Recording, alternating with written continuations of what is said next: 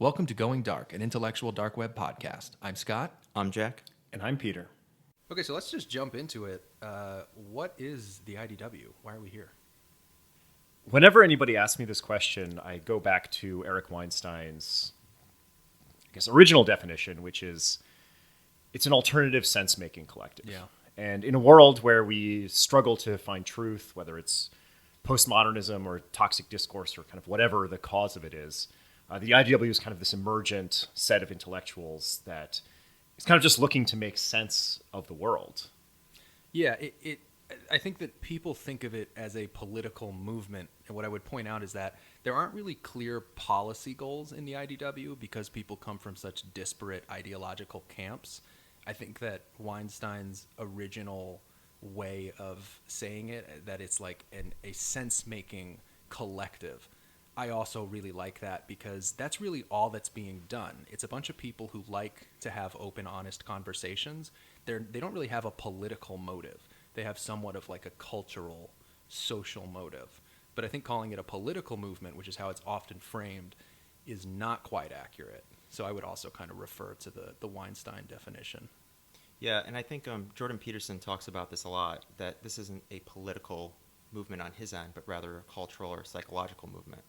And his book, 12 Rules for Life, An Antidote to Chaos, is very much what the IDW is about. It's about making sense of the world that at times seems chaotic. But I think at the same time, we can't entirely remove the politics because Yeah. the discourse that we're having is inherently political. And it's not political from our perspective, but other people view it as political. And so I feel like the IDW is kind of dragged kicking and screaming into the political arena. And so in a way, there is a political component to it, along with the social and cultural, and I would even say media component. There's certainly a media component as well. So it touches a lot of ground, but it's emergent, so it's hard to define exactly what it is and where it's going.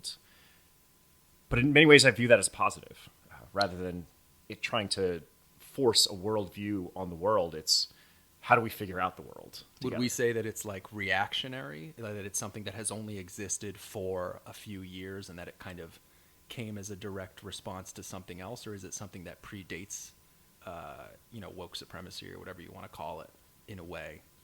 There is definitely a reactionary component to it, because it didn't exist until free speech on campus came under fire.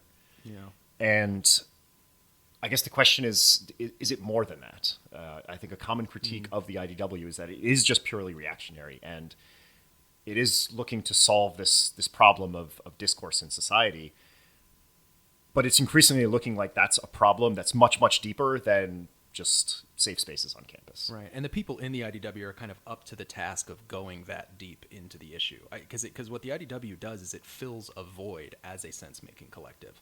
I think calling it reactionary is partially accurate in that it is a reaction to something, the wokeness, whatever you want to call it. But I think that saying that it fills a void is even more accurate in that it is a response to a breakdown of institutions, namely academia and the media, which used to be our sense-making institutions. And this is key to Weinstein's original definition. There is a political component to it, as there's going to be with any large-scale social movement. But really, it's a replacement for something that's broken. And the broken thing is, I think, first and foremost, the media, which has just completely lost its mind and lost its mojo. It is the mainstream media is completely incapable of being a strong sense-making institution. When it wasn't that long ago, I relied on it. A lot of people relied on it. And now people are waking up to the fact that it is not reliable, and the IDW fills that void. I push back a little bit on the reactionary side of the IDW. Certainly, as you said, it is a reaction to current events. But as a sense-making collective, it's answering questions and addressing issues that have been, around for a very long time. Throughout human history, we've had breakdowns in communication and the social fabric of society. And I think this is maybe our time's possible answer to that issue. But I think pockets of this have been alive throughout history with different names, different identities. I would agree there are strands of ideas that the IDW is definitely heavily influenced by, But I think it can only exist as a result of the internet, as a result of this many-to-many communication channel that we now are all immersed in, personally against my will. And kind of the breakdown of that mainstream media seems to be a breakdown of this one-way communication style, which we've kind of built a lot of our social and institutional fabric on. And now we're kind of looking for something new, and it almost can't be top down because it has to emerge from sort of a deeper set of values. So I think, and maybe that's confused for, the emergence is maybe confused as a reaction in that it is reacting against a mainstream media that is subject to a much broader set of strains due to the new capabilities for communication under just the internet era. Yeah, I think that you could sort of broaden, perhaps it would be more palatable to call it reactionary if you broadened the idea of what the IDW is a reaction to. So building off of that, Peter, it's like the IDW isn't just a reaction to wokeness or, overzealous social justice advocacy, whatever you want to call it. It's also a reaction to the democratization of political conversation via the internet. Like like, for instance, how does somebody like Joe Rogan, who's kind of this meathead, man's man, athlete type guy, become one of the greatest interviewers of our time? CNN would never let that happen. MSNBC would never let that happen. How does a relatively obscure psychology professor from Alberta, Canada, become one of the leading public intellectuals? How does that happen without this factor of the internet? I think it's an interesting question.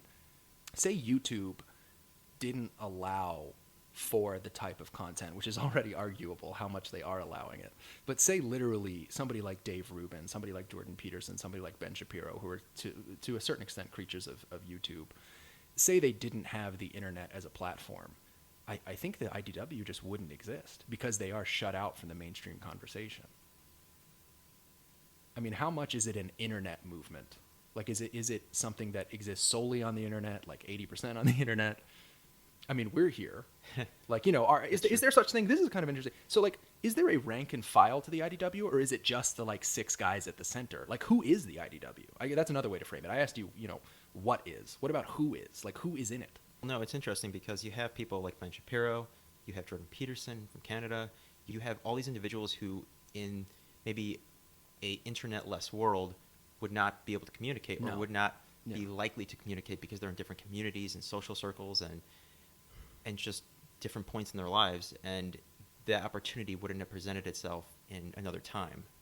So we're in a unique era where you have these individuals, very different worlds, coming together simply because they have visibility to each other. And they gain that visibility as a direct result of, again, the democratization of political conversations via the internet. Like, the idea that somebody can start a show on YouTube that is a political show, like Dave Rubin's, an overtly political show, and get 1 million subscribers and have it be, television quality, that's insane to think about. 10 years ago, that would have been unimaginable. Somebody like Philip DeFranco, who I know isn't, central to the IDW, but he's sort of adjacent to it to a certain extent. He has 6 million subscribers on YouTube. He gets like 1.5 million viewers per night doing a 15-minute news show. I think that, and I don't know, and do you really see this phenomenon happening outside of the IDW? Like, how much has public discourse been affected by the internet outside of it? Like, you could say the IDW isn't the only movement where this has happened. Actually, wokeness is also kind of a child of the internet to a certain extent. It's sort of like the disease and the cure were both born from the same vat of chemicals. I agree. Came from the same lab where they were experimenting with this thing called the internet, and so you got woke supremacy, you got the IDW as like the cure, perhaps. Yeah, and I think the beautiful thing about the IDW that I see is that because it is emergent, because it is democratized in a way that Joe Rogan gets his power or influence from his followers, from people who voluntarily watch him. He wasn't credentialed by some academic institution. He didn't climb the ranks of CBS. It's very different than kind of what we've become used to over the last few decades in terms of who we listen to and who we value. And in a way, it feels so much more natural. It feels so much less force. And that's on so me. core to what he does and what the whole IDW does, is that the people in it, none of them, maybe with the exception of Ben Shapiro, have like the affect of a typical political commentator. And Shapiro, I think you could kind of argue one way or another. But like Jordan Peterson comes from a very cerebral psychological background. Joe Rogan comes from just like, I'm just a guy. Like I'm Oprah for men, as I've been saying lately. As a lot of people have been saying. You know, it's like Well, he's a stand-up comedian yeah, and a you know, an athlete, UFC yeah. announcer. And then Dave Rubin, I guess he kind of came from a commentary background. He was a stand-up, and then he was a commentator. I'm trying to think like Weinstein. So Weinstein's a biologist, Brett, and then Eric is what? He's a financier, like Mathematician, physicist. Well, I guess he's He more wears a your lot of typical. hats. So it's a lot of people who fit into the sort of typical intellectual background, but they're not necessarily. They are not children of the media. They're not the kind of people you would have thought of as commentators, and that's the whole point. It's Yeah. why people like the IDW. If they were all, you know, if they all sort of operated the same way that like an Anderson Cooper or Rachel Maddow or a Tucker Carlson, for that matter, kind of operated as like a very straightforward news type personality, it wouldn't have the appeal. I think Rogan's the best example because Rogan is the most popular by an order of magnitude, and he is so broy and easy to relate to, and that's the whole point. Like Well, yes and no. I think maybe comparing it to mainstream media as opposed to within the IDW. I remember, I think it was Jordan Peterson who said that one uniting characteristic of a lot of the members of the IDW is a low level of agreeableness. In that they're willing to kind of be these mavericks and willing to stand outside of institutions. And, you know, you saw that picture of all of those guys at dinner, and I don't know, I'm not sure they really wanted to be there. But in a way, like, you know, it's like, yes, some of them kind of come from more traditional backgrounds, but they are mavericks within their own fields to a large extent. And I think in mainstream media, we see a lot of very, very agreeable people who are willing to go personalities. with the grain to the Right, utmost degree right. for money or for clout. Whereas these are people who don't necessarily trade in the prestige economy. Like, they care most about the truth first and foremost. And if their care for the truth is going to cost them politically, Yeah. they will take that risk. The best example is Brett Weinstein. I mean, he was at such a risk without the help of some other IDW figures like, say, Dave Rubin. Or Joe Rogan, for that matter. He was at such a risk of just having his life destroyed. Peterson also, to an extent. And they took that risk because, as you said, they're disagreeable. Yeah. Whereas almost any other person, I mean, for every Jordan Peterson or Brett Weinstein, there's, you know, random professor, you know, John Smith, who got caught up in a scandal because they wouldn't use the pronouns, or because of something like the, what was it, like a day of absence for white people for Brett Weinstein's case. For every person who stood up to that, there's 100 more who didn't. Right. And what we're seeing is an emergence of people, and also the sad thing to think about is there's people who did stand up and didn't end up benefiting from it the way that Brett Weinstein and Jordan Peterson did. That's a whole other topic, though. But so, you know, what we're seeing is an emergence of people who, as you said, were disagreeable, which means they're bound to stand up to these sort of cultural memes that come from the woke social justice stuff. And it really stands out to those of us who, like in my case, when I first saw it, I was like, oh my God, other people think this? Like, other people want to stand against this? I thought I was alone. And it's how the IDW kind of, it brings in people who feel politically and socially isolated by the fact that they are disturbed, that they are also objectors to the rising tide of woke supremacy. You said something a little earlier that I really have wanted to get back on, which is the idea of the disease and the cure coming from the same place. Because my media consumption is rather heavily tilted towards IDW content. We could see it might as well. I'm sure all of ours, to a certain extent. And periodically I'll go out and read Vox or HuffPo and kind of go on a crazy like link fest. And I wonder, is there sort of an equivalent of, say, the IDW in the social justice movement? Or is it operating at kind of a, I guess my question would be, the IDW has a pretty sophisticated operating system in terms of the ideas they engage in, their style of engaging, and even though it is emergent, we still look to a relatively core set of figures. Yeah. I'm not sure I've seen that for social justice to the same extent in terms of these are the core social justice thinkers. It seems to be operating with a different set of assumptions or a different operating system. Yeah, so despite also emerging from the internet. I actually asked this question recently in a Facebook poll, which I know is not very scientific, but but I did just to like see what people thought in some Facebook groups that I'm in that are like political discussion groups. I just asked like, okay, so it didn't have to do so much with the IDW as much as the new conservative movement and the new progressive movement. So I said, okay, if somebody could arguably say that Ben Shapiro is like the voice of young conservatism right now, like he's close to it or he's it. Is there somebody who's equivalent on the left? And I put a few options. I put like Trevor Noah, Ezra Klein from Vox. I put people that would emerge, Rachel Maddow, like people that are kind of obvious candidates. And I said, but the other option I put in the poll is there is none. Like there is no the left is less centralized in particular figures who are thought leaders. And that was the overwhelming response that I got, was that it is not centralized according to my friends list and groups that I'm a part of on Facebook, which again is not scientific, but it's more evidence than what I had. So yeah, I think part of this is you're talking about the Democratic Party or Republican Party, and having a single figure or a set of figures or icons or people that you look up to, it's maybe less likely because there are so many different types of progressives and liberals, and you have a variety of political perspectives within those parties or ideologies. With the IDW, I mean, we've kind of had this discussion before, but what are the guiding principles? And I always come back to free speech and debate. There aren't that many. Like, it's pretty easy to be a member of this club if it's a club. You know what I mean? It's like the bar is low. It's like you got to be pro free speech and somewhat nominally concerned by maybe political correctness. Whereas, I feel like how many people are going to fit the mold of like the core progressive person when sort of the profile of progressivism right now, I think, is very split between like establishment neoliberalism and woke progressivism. So like, is Rachel Maddow, like which one of those does she belong to? She kind of operates in like a weird in-between space, I would say. Ezra Klein as well. Like I don't who is the leader of the woke supremacist movement, the woke movement, whatever you want to call it. It's like, I don't know. Like you could argue that like, okay, let's say maybe Peterson's the leader of the IDW, or maybe it's Joe Rogan or whoever. I don't think you could ever hope to. And it's so easy to attack the IDW because there are points of attack. Yes. Whereas if it's an emergent meme about...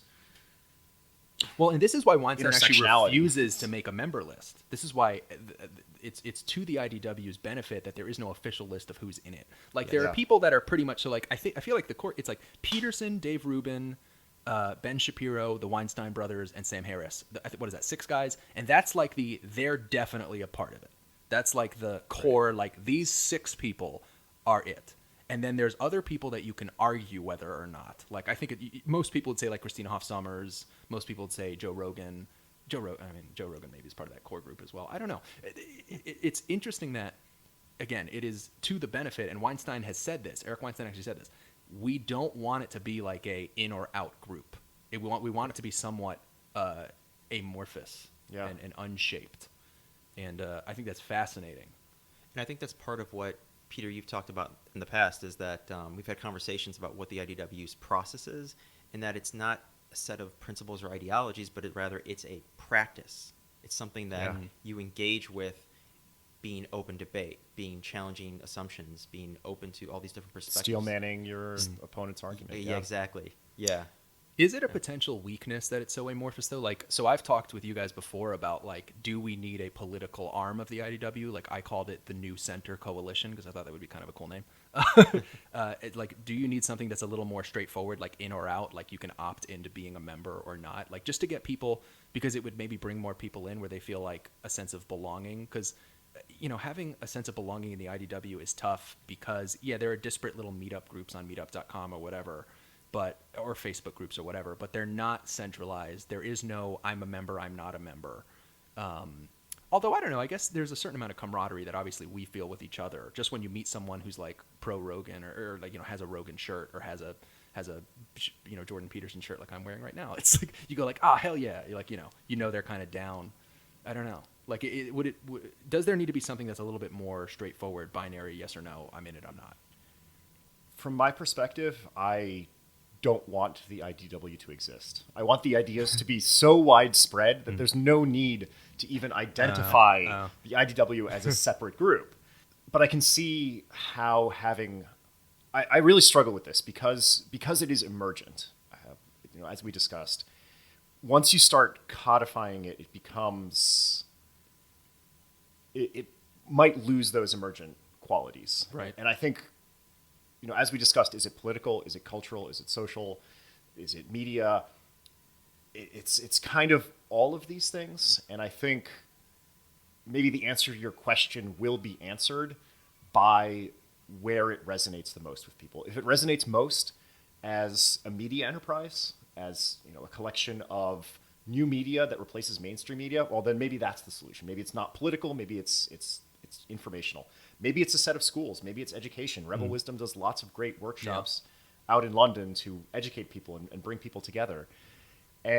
Or it might be cultural as a pushback on political correctness, and it doesn't need to be a political party. It just needs to be a mindset that more and more people feel comfortable speaking their minds. I think calling it a mindset is very powerful, because that's definitely, I don't know, I feel like that's what it is at its most global level. Like anyone can relate to the mindset. Like whether or not you have a podcast, whether or not you have a show, whether or not you're Ben Shapiro or whoever, people share this mindset where all you have to do, you don't have to think left or right politically. You just have to like having open and honest conversations. And that is a very specific personality type. It's something that I felt very strongly about. That is probably the biggest thing that drew me to the IDW, is I felt like I can't have open, honest conversations outside of a certain group of people that seem to like to do it. Because there are other people that just want to score political points, or they just want to try and embarrass people or get into nasty arguments or whatever that aren't interesting because they have a weird agenda. And I don't know. But then I wonder, like, does there need to be a certain amount of social cohesion in that it would be, I don't know. I think the meetup groups are a good thing. Like seeing that all across the country, that there are meetup groups where people are meeting in person as we did and making friends.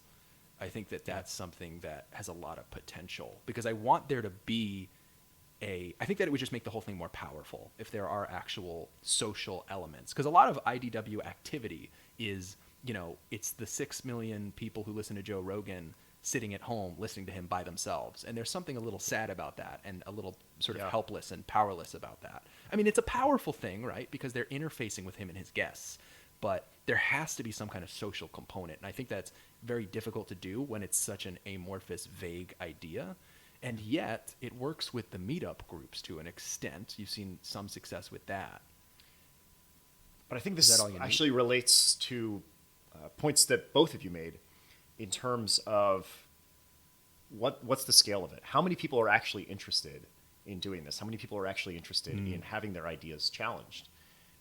And I guess that's an open research question, or guerrilla social movement. It's like, what are these people? The street epistemologists who go around and like pretend they're Socrates and then just say, "Why do you believe that? Why do you believe that? Why do you believe that?"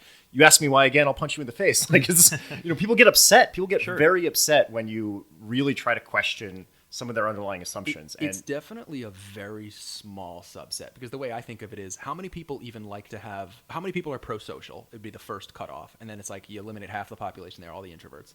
And then, then it's like, how many people like having intellectual conversation? And then you eliminate way more people. There's only so many people who are want to have conversations and want to have intellectual conversations. Then it's how many people want to have intellectual conversations in the pursuit of truth, instead of just, some kind of circle jerk about like, we're all very progressive, we're all very conservative, we're good old boys, we're patriotic, we're woke, whatever. Yeah. It's a small group of people, but look, there's 7.5 billion people on the earth, and the whole Western world is being affected by what we've sort of perhaps theorized the IDW is a reaction to. And so we're seeing a pretty big movement. I mean, if you added together all the listeners of the major figures, Dave Rubin, Joe Rogan, all of that, of course there's some crossover, but Joe Rogan alone has 6 million subscribers on YouTube, and I think he has more downloads on the podcast platforms other than YouTube. And I think part of the reason this is happening is because we are not talking about, abortion, immigration, not really, any hot topic, hot button issues related to those political issues. We're talking about speech, we're talking about culture, and these are very relevant to people and something that people are more willing to maybe challenge their own views on. And those other issues, you may not see as much leeway or as much openness. And also I think people feel that, freedom of speech and political correctness, as much as a lot of people will say, like, why do you want to talk about that? Let's talk about immigration and the economy. And it's like, actually, free speech and political correctness has been affecting people's lives very directly. I definitely can say that about my life. And I think that that's how a lot of people discover the IDW, as you said, is like, we're focused on this thing that a lot of other people kind of make fun of, like, oh, all you care about is free speech. It's all about your free speech. It's like, we got bigger issues than that. We got to focus on the economy and climate change. And it's like, yeah, sure, those are also important issues. But people have very strong feelings about speech because we all want to speak our minds. Not all of us, and also it's something where we're all relatively educated on. It's something that's easy to discuss compared to, say, climate change, where you have to be a climatologist, or immigration, where you'd have to be an expert on immigration. Like, these are complex policy ideas. Free speech is basically, do you or do you not support the idea that people should express themselves openly and have open, honest conversations? And there is a movement against that we see with the wokeness. Yeah. And so, people feel strongly about that, and it's a good thing that there's a movement for it. But so we've talked about wokeness and social justice a little bit, and how the IDW exists perhaps in part in a reactionary way. But I want to ask. So we have this term that we like to use, woke supremacy, that I did coin. I will pat myself on the back a little bit. Thank you, Scott. But how would you define it? What do you think woke supremacy is? Well, we talked earlier about who's welcome in the IDW, or what would be the test for it. And I think woke supremacy, from what I understand, is this purity test of wokeness, right? Yeah. And that's why I shy away, or I really hesitate on purity test for entry into anything. Mm. So, my understanding of woke supremacy is that it's, how woke are you? What level are you at? And, there's no measurable or definable, whatever system. it is, it has no redemption narrative. Yes. It has no... we were talking about this earlier, how it before we started recording, we were discussing how it has no end. Like, wokeness, there is no point at which people say, okay, America is now sufficiently woke, we're done. Like, it's something that is infinite in its dissatisfaction with the West. There's an interesting moralizing component to it, maybe, as well, where, and maybe that gets to the supremacy side of it, where it's not just society needs to be more woke. It's, I'm a better person for being more woke than you. And I will put the hammer down on you because you're worse than me. Like, they will say, you are not sufficiently woke. I am going to, take away your rights to X, Y, and Z. Right. And the people who, I'd say, it's an interesting problem. It's the bootlegger and the Baptist, and that there are people who want genuine social change, who want progressive values, who want equality in ways that certainly are lacking in the U.S. In a number of areas. But then they kind of get allied with these opportunists who grifters, want to fly a rainbow flag to sell more sneakers, and it's infuriating just to see that's a little strong. It's mildly irritating. I'm just going to correct myself here because I'm not looking at rainbow flags and thinking like, oh my God, example, Nike, why are you, using this? It's like, come on, Nike. Well, when they're all, when there's, what is infuriating is when there's 30 people around Brett Weinstein screaming at him that he's a racist, right? So that's infuriating. Like, it does, and that's what we've seen is the acceleration of it. I mean, oh my God. It's only just existed in its current form for like a few years. Sort of the tolerance by, I would say, the genuine people for the disingenuine people, where you have kind of this alliance where, maybe more, I'd say people with good intentions are willing to tolerate people with bad intentions and not call them out. Not call them out when they do something like Brett, where they had no justification. And it wasn't denied by, I would say, the forces of good against the forces of evil. Yeah, I would, if I can jump in, since I did sort of coin the term, and I'll pat myself on the back a little bit for that. But do you want us to pat you on the back too? I'll just smelling my own farts over here. But anyway, so if I can just jump in and the way I see it, just to simplify the concept, because I know it's something that isn't widespread at this moment of recording, but I hope that maybe it'll come into more widespread use. The idea of woke supremacy coming from me, and I believe I'm the first person to say it. Maybe there's somebody else who said it, but I feel like it was me.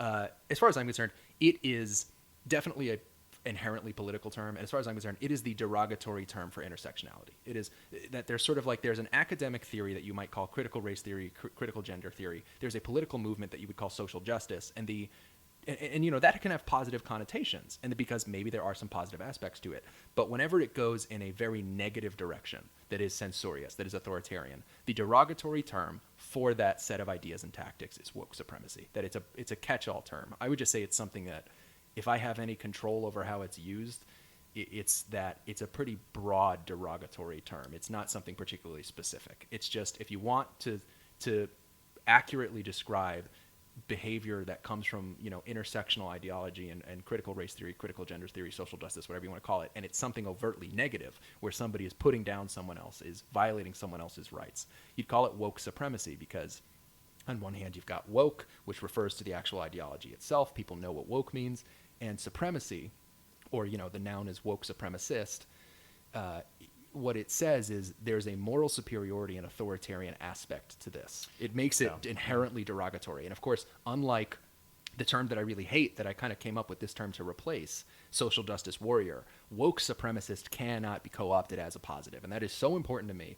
And it's so important that I want people to use it, because when they say social justice warrior, first of all, it just sounds silly at this point. I don't know exactly why, but it's just not a good term to use. SJW or social justice warrior. I think because it was co-opted by the alt-right to a certain extent, of just like, that's their catch-all for like everything that isn't alt-right. So I think that saying woke supremacist, and oh God, if you're in the alt-right, please don't co-opt this fucking term. Please don't do it. Please, they ruin everything. But anyway, it's like, I feel like it's. Go ahead. Yeah, to touch on what you said about it being authoritarian, I think that's actually also a really critical component to it, because it's not just a, I'm walking around thinking like I own the place. It's like, no, I will ruin your life. Yeah. Or you have to use words that I tell you have to use. That's so it's inherently illiberal and maybe even broader, like a broader anti-Western sentiment. Yeah. Where, maybe there's two things about it that I find really troubling, and I will fail to credit the person who came up with this idea, but it's a movement that takes itself so seriously that it can never laugh at itself. And so as a result, it's just this all-encompassing, like it's the world's like worst Reddit board or something, where it's just this dark spiral. Tumblr, that's what Tumblr was. That takes itself so seriously. And if you can't laugh at yourself, you can't see at your own, you know, the flaws of your own group or your own movement. It's terrifying. I mean, it really is terrifying, because it is so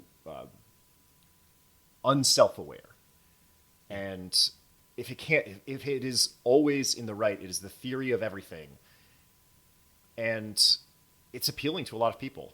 Yeah, it is. I've referred to it lately as like a mind virus, social contagion. I've really gotten into a lot of derogatory terms coming up with woke supremacy. So I would caution you actually against the mind virus thing, because it's the language of I guess illness and virus and disease is very often used by extreme right groups to justify really terrible things. So that's just just a slight language caution. I know that's not how you intend to use Another it. Another term that, I mean, I guess you don't like the sort of like illness language.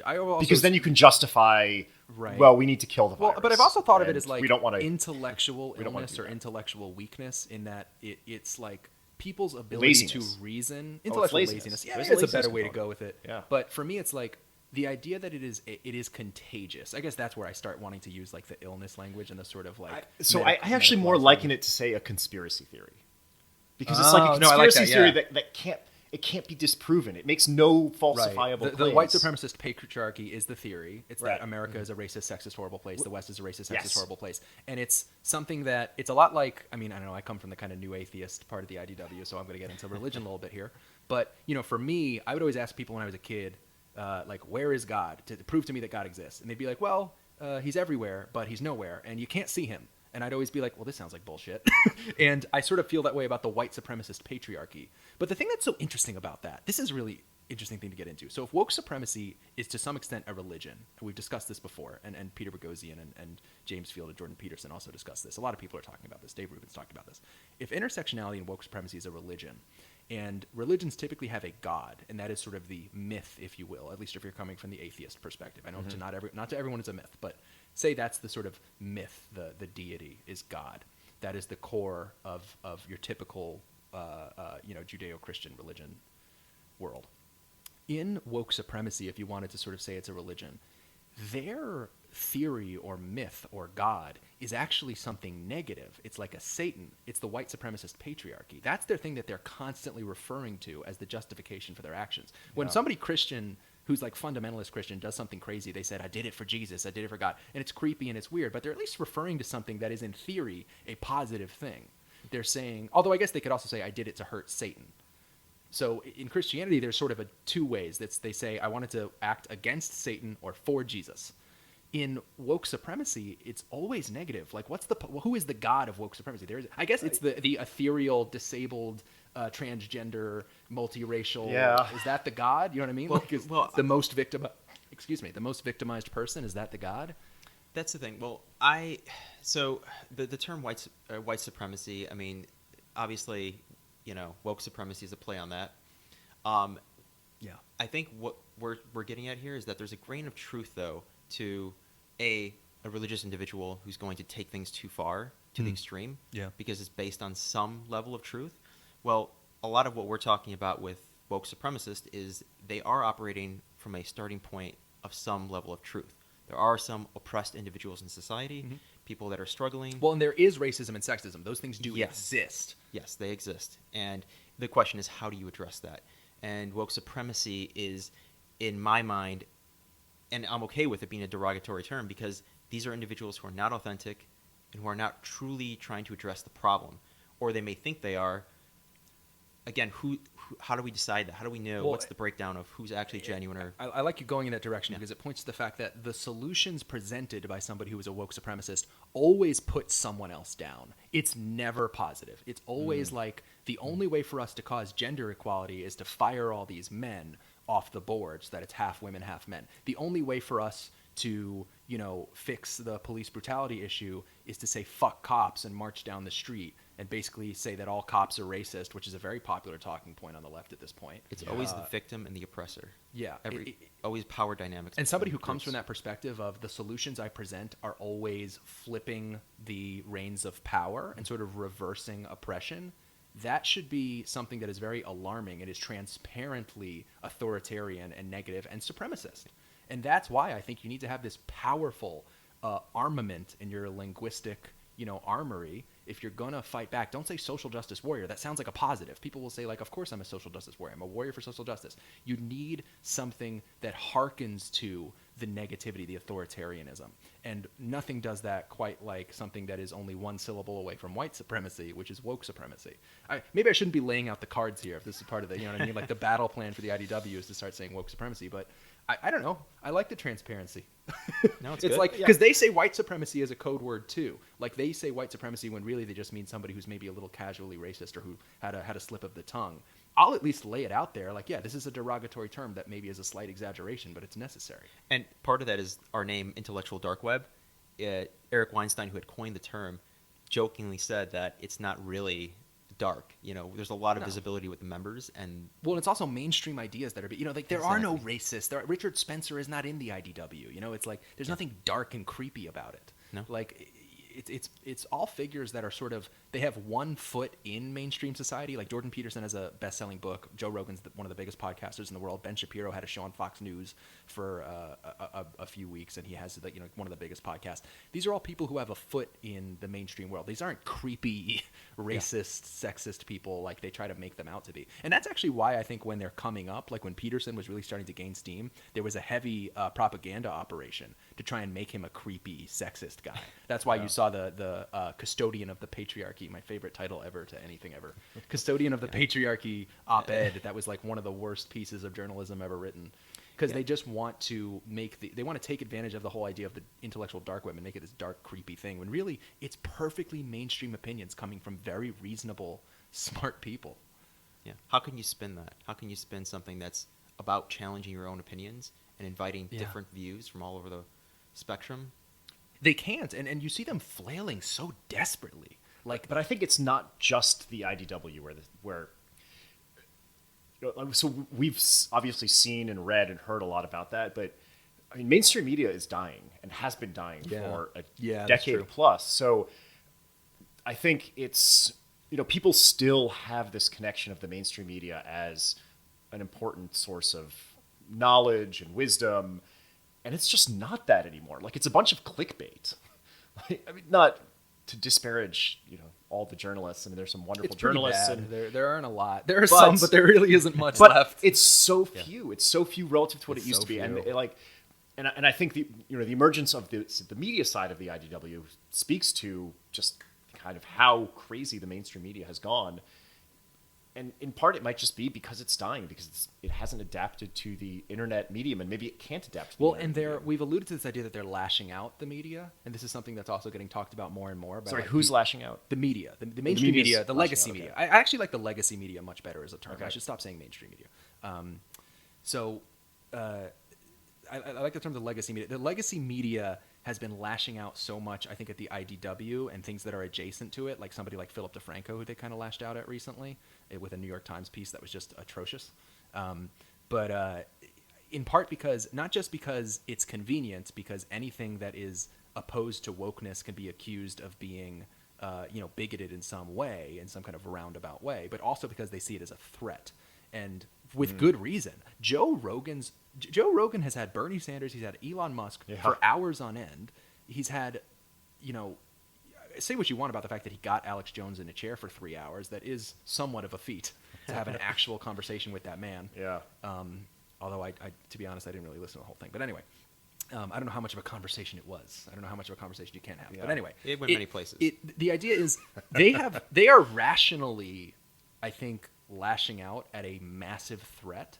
But then the way I think of it is kind of like, I kind of want to roll back my argument a little bit and maybe kind of attack it a little bit. Let's do a little bit of sort of straw manning my own argument here, because the thing that I wonder Steel about manning? when I say steel manning Straw or steel manning the opposing argument, I would say, which is Yes. that the media is not maybe lashing out, is there's a weakness in that argument in that when I say they are lashing out, how centralized can that effort possibly be? Do you think all the editors-in-chief of all the newspapers just get together in a room and say, the IDW is a problem, we need to lash out? No. Or is it something that's very individual? It's these sort of guerrilla individual actors who are writing these op-eds, and maybe there are people in the media that are more sympathetic to the IDW. I kind of doubt it, but it's like, what exactly is going on there where they keep lashing out so hard against the IDW in the most ridiculous and false ways? But I think part of it is the marketplace of ideas.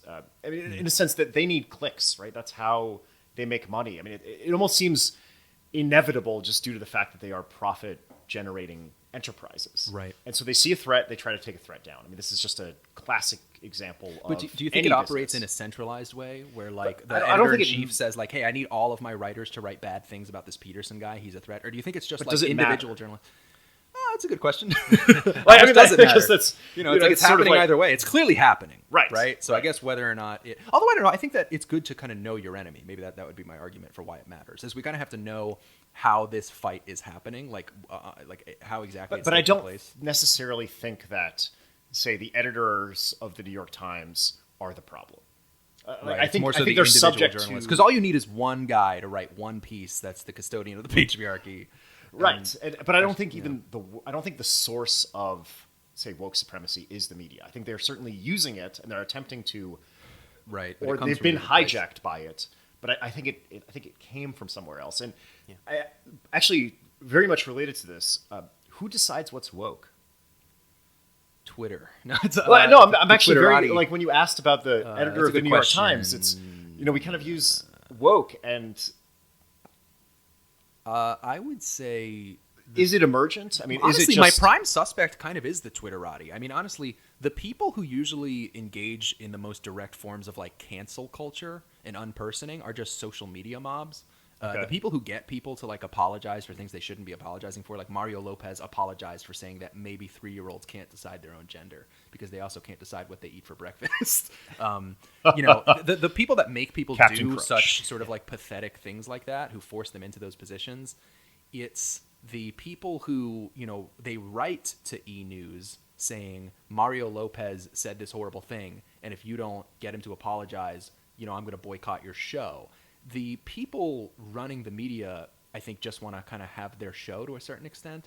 Although I don't know, is the Twitterati sort of activist rung of woke supremacy starting to infiltrate these institutions like the media and academia. Well, I mean, they were all live always in New there? York, and they Right. all they go to the same parties. Yeah, they all live in the Like, cities. They don't they're- live in the It's a very suburbs. relatively homogenous group. Yeah. It's weird because it's highly, by I'd say superficial measures, a highly diverse group, but it's not intellectually diverse. No. Well, that's the whole thing. And it's People so who all, strange. people who that- all look different but think the same is my favorite way of Yeah. putting that. Yeah. Yeah, I agree with you, Peter. I think it's emergent to a large degree. I think these things come from the grassroots. I think the culture may shift in certain ways, and then you see, people in Congress or individuals in the media, they start to Yeah. adopt these views or shift their or just censor the way in which they're speaking. But they're It not the starts there. source. I don't. That's what we're kinda wondering. They're more like they're amplifying that message. Yeah. To suit their own needs and to Right, gain right. more. Well, and what's very audience members. brilliant actually about the woke activists, about the woke supremacists, is that they have thought about the self-interest of these institutions so hard. And they actually do a pretty good job organizing. And by the way, as somebody who used to work in politics, there actually are organizing principles around political organizing where you're really supposed to think about the self-interest of the group that you're sort of lobbying. I've read Rules for Radicals. Right. So. Yeah. It's like you really have to get into that sort of like, well, how do I make this work for them? I mean, it's a general, persuasion tactic, but it Yeah. also is very relevant, particularly to political organizing. I happen to know this from experience. And I think it's brilliant how they've looked at capitalistic institutions like the media that want to make money. They've looked at political institutions like the Democratic Party that want to be popular and to have the hearts and minds of the American public. And they've thought Universities. and universities which Yeah. want to also have a certain sheen to them as like these intellectually or I guess it's what they don't the universities are interesting. I feel like they don't focus on the prestige desire of the universities. They focus on the tolerance desire of the universities. Universities are places that want to seem welcoming. I mean, think about the term safe space, right? Universities want to be thought of as a safe place. Maybe not in the sense of like the more woke sense of like, oh, you can't say this and that, but they want to be thought of as just a place where people, when you go to college, you have this sense of like, oh, I'm around all these people that, they're all here because they want to, and they're the same age as me. Maybe they're the same major as me. They're in this club with me. And universities really want to foster that welcoming environment, and that's a good thing. But and also it's also a good thing that companies want to make money and that the Democratic Party wants to convince people. But the woke supremacist activist source, what they do, this sort of group, is they really, they're good organizers in that they really distill those self-interests, and they design their tactics very specifically around that. The idea of a safe space is so brilliant because who doesn't want a safe space? I mean, that's just brilliant PR. Like, who doesn't want your college campus to be safe, right?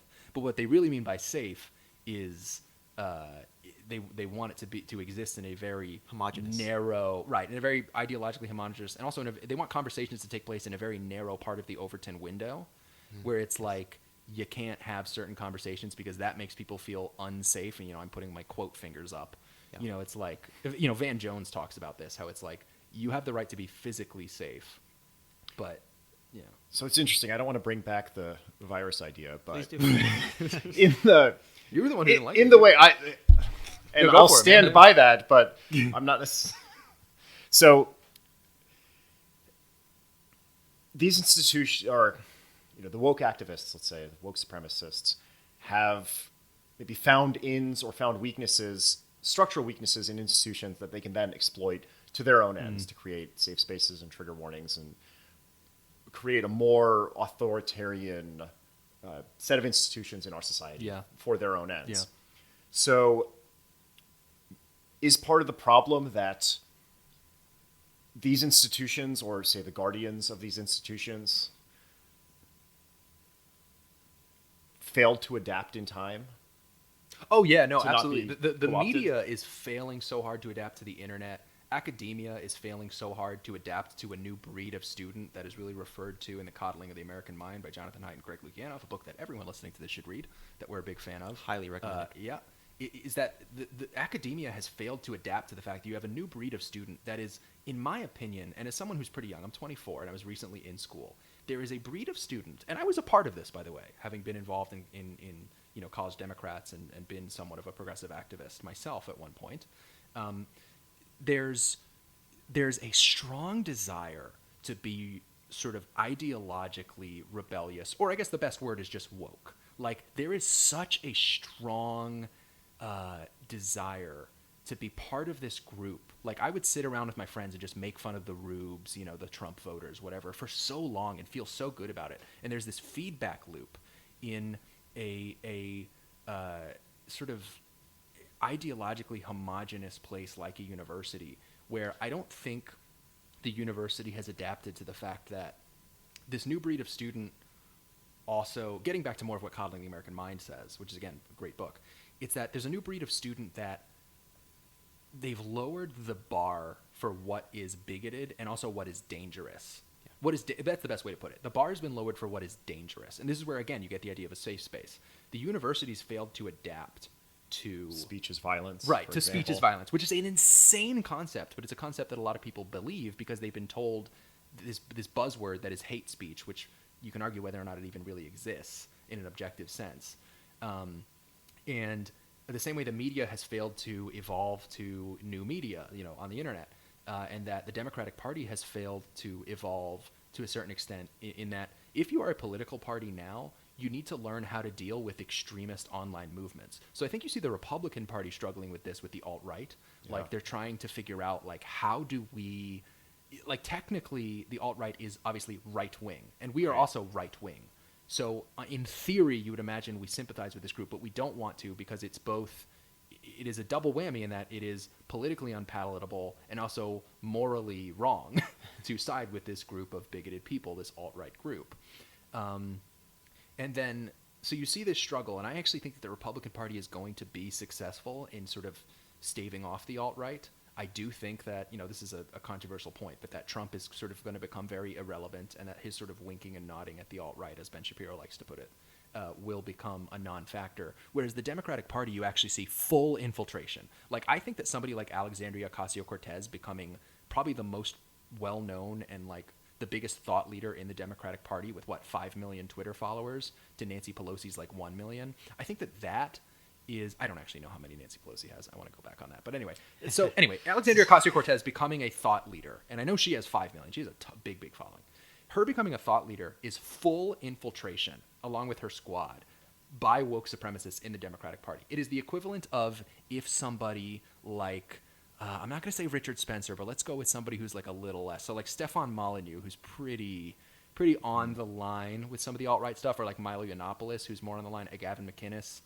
People that I'm not going to impugn completely because I have mixed feelings about them. I just didn't want to go with Richard Spencer because that's too off the wall.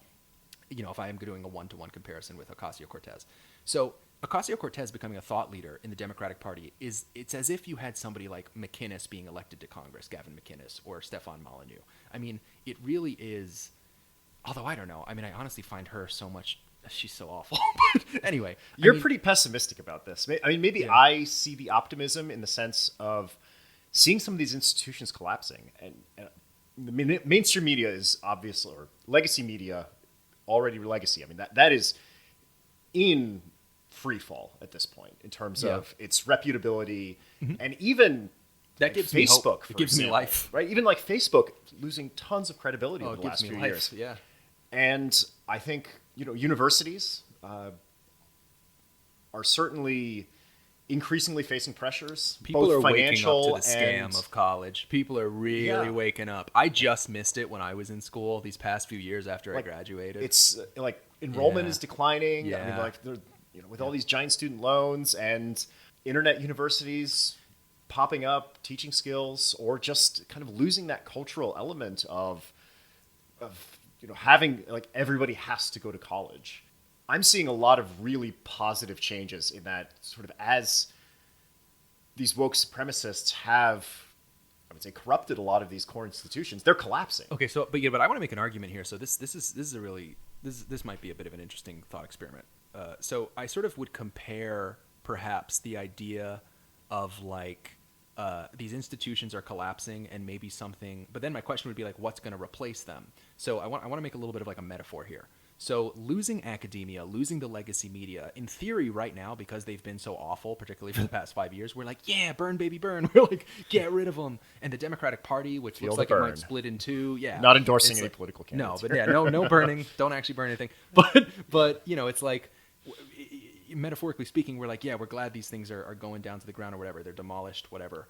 But Or then reformed. Okay, so here's the thing. think So I wanna, mainstream so you're media, kind of getting legacy to my media, point here, yeah. which is it kind of reminds me of like when you go to a authoritarian nation that has a dictator and you remove the dictator and just like a terrorist cell just like takes his place and makes it way worse, because at least there was like a legitimate authority when there was a dictator.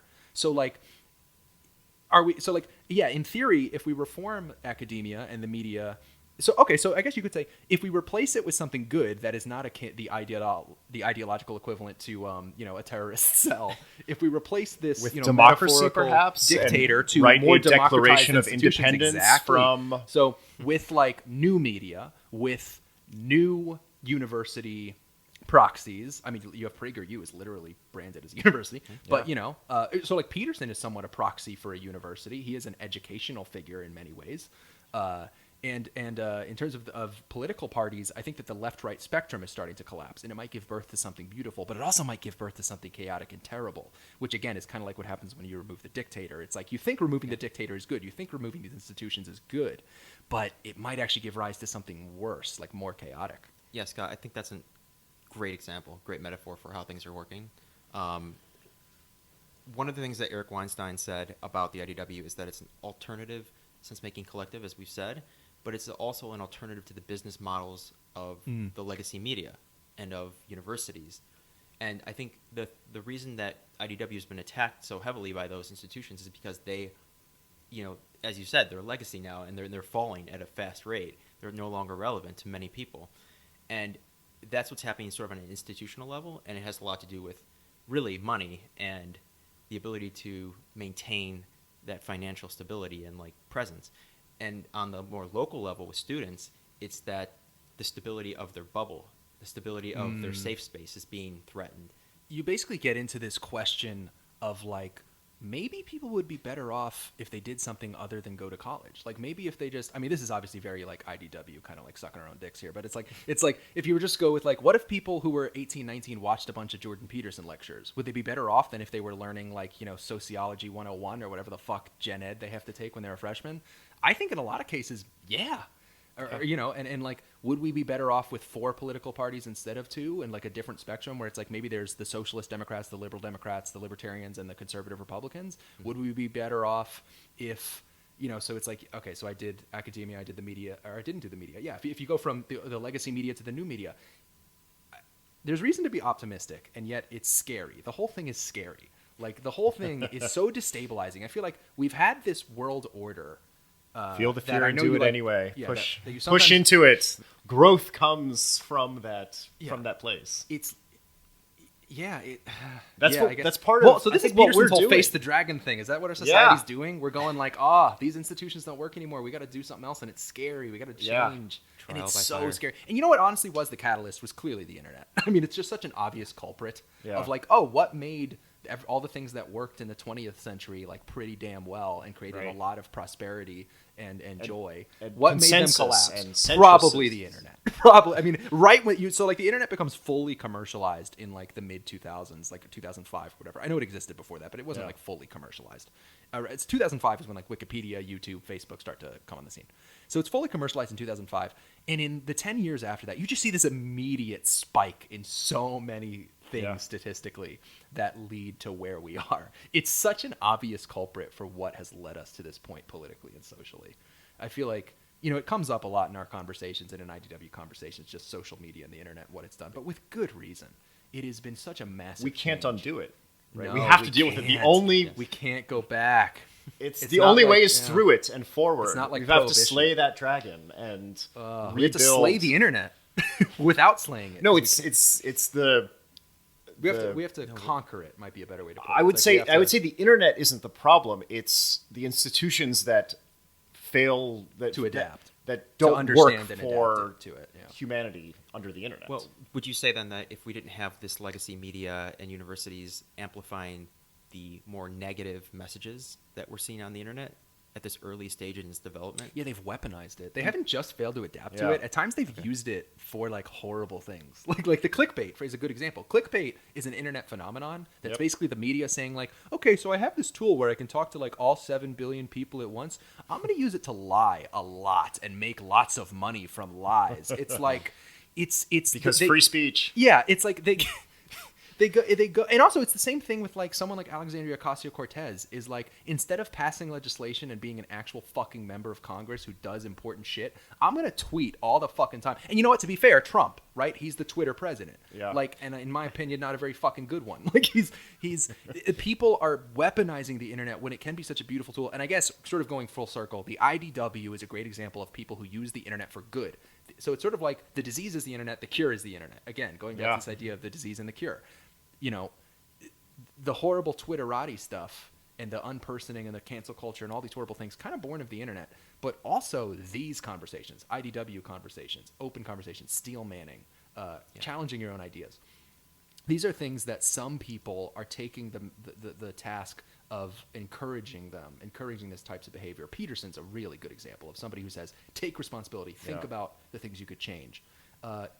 Dave Rubin just broadcasting his journey from left to center has been so positive for me and other people who've made the same journey. And it's also such a humbling thing. I love that Dave Rubin humbled himself. You can actually watch his show over the course of 2015 to now that it's been on and watch him travel from left to center and deprogram from progressivism, from woke supremacy. And these are all internet phenomenons. So it's kind of like, this is a good metaphor perhaps. The internet is not a dragon that needs to be slayed. It's a dragon that you need to tame and learn to ride, right? Think of it like, I know that's kind of like a very medieval, nerdy, like Dungeons and Dragons way of putting it, literally. Yep. But it's like, Isn't that like a movie? yeah, I mean, How to- Aragon and lots of movies. There's lots of movies for that. Isn't there like a How to Train Your Dragon movie? Oh, yeah. Well, yeah. Yeah, The I've never animated- seen it, and I'm not endorsing it. Maybe that's the manual for the IDW. is triggered just How the to Train Your title. Dragon. I've only seen the first one. But anyway, so It's a series, of course. It's a series. So yeah, 'Cause they have but to- they're good movies. We're but not going to anyway, get off this dragon thing. so going back to the original, you know, you kind of see my point though that it's like, The myth of the dragon has been around. I No, mean, this I know, I is Peterson's. well, it's Peterson's thing, One of his and I most would say that famous you know he always talks examples. about slaying the After dragon, lobsters. but sometimes you don't need to slay it. You need to learn to live with it and tame it. Like you can't kill it. The internet is something that cannot be killed. It cannot be slain, but Right. we can tame it. So taming versus slaying is sort of what I'm going for here. But I wanna jump to something else real quick. So I was having so much fun with the dragons, man. I But wa- I yeah, wanna let's pivot. As let's fun move as on. dragons No, are, This is not the as- No. I was going to bring up Game of Thrones. intellectual and Khaleesi, dragon but, web. you know, we'll move, that's going to exist at some point now. Anyway, so Peterson would be a fan. He'd be like, "Well, this is interesting." So not my best Peterson impression, but anyway. So we talk a lot naturally about the 2020 election, and I like to think we talk about it in a different way. It's very easy to have a very boring conversation about Trump and about the 2020 election, about politics.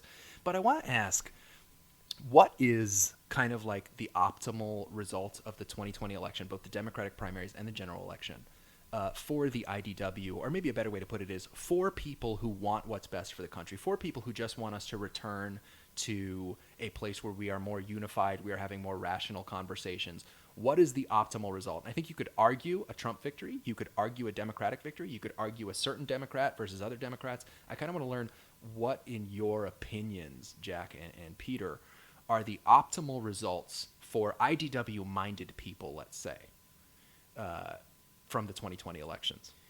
What would you hope for? Well, it's not an easy question. No, it's not. And especially this early. Sure, and I think it's kind of interesting because we, as the IDW, we can go in any different direction, right? We have libertarians. We're not pro-Trump or anti-Trump. It's kind of like Exactly. he's almost irrelevant. Yeah, we have liberals, progressives, libertarians, conservatives, the whole spectrum. What I think we can do is look at, for instance, the lineup of the Democrats running, and we can say, okay, regardless of policy, who here is speaking about identity politics? In what way are they speaking about identity politics? Is it in a positive and negative way? And by the way, what does that even mean? You know, for us, that would mean positive would be they're not emphasizing identity politics, or if they're talking about it, it's in a more moderated manner. And it's Well, not, and we're seeing this in the Democratic primary. It's very much a proxy battle between identitarian left wing and more sort of run of the mill policy focused left wing. And this is very much Yes. Biden versus all, or I guess you could say maybe Biden and Yang versus all. It's like Biden and Yang focusing a little bit more on like not so pie in the sky policies, and then you have people just kind of like going full on intersectional like woke supremacist. I mean, like particularly Kamala Harris, who I just think is awful. But or Kirsten Gillibrand is actually the best example. She's full like the future is female. I'm so woke. Look at me, old white lady. But she's like I'm Elizabeth Warren, but worse. I'm Elizabeth Warren, but less interesting and less popular. but it's a useful lens, right? Because people might say once again, oh, we're all about free speech, and why is that the emphasis? Well, it's the emphasis because you can't have real conversations about these issues unless you're going to respect free speech. That is the first step to actually having a So what is discussion. like what is the result in the 2020 election that is the best for free speech, for sort of pro-intellectual, pro-honest conversation people, which is kind of how it's obviously the very like biased way for people like us to brand the IDW. Like, what's in your opinion, if you had to say it now, obviously you could change your mind, where it's August of 2019 right now, and the election isn't until November 2020. What do we think is the result?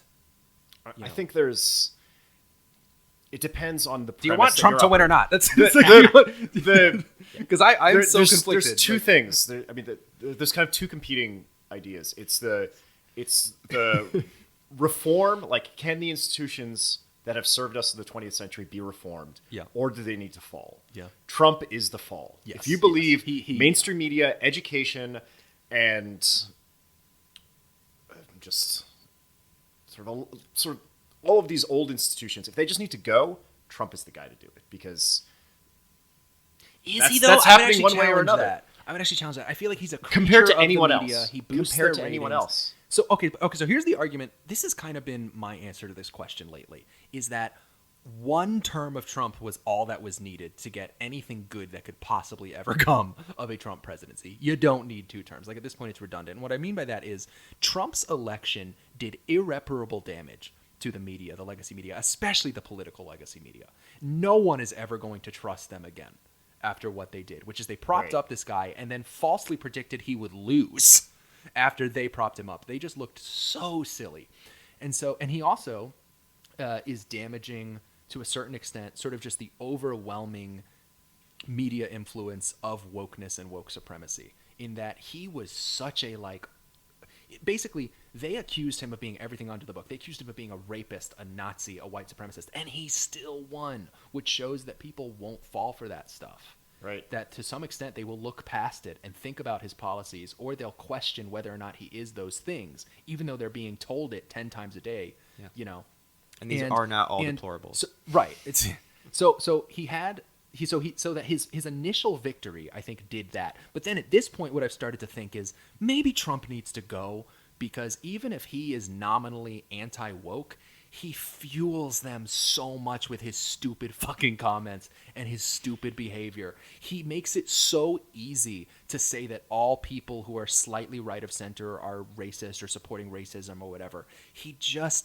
I feel like in a world, I'll put it this way.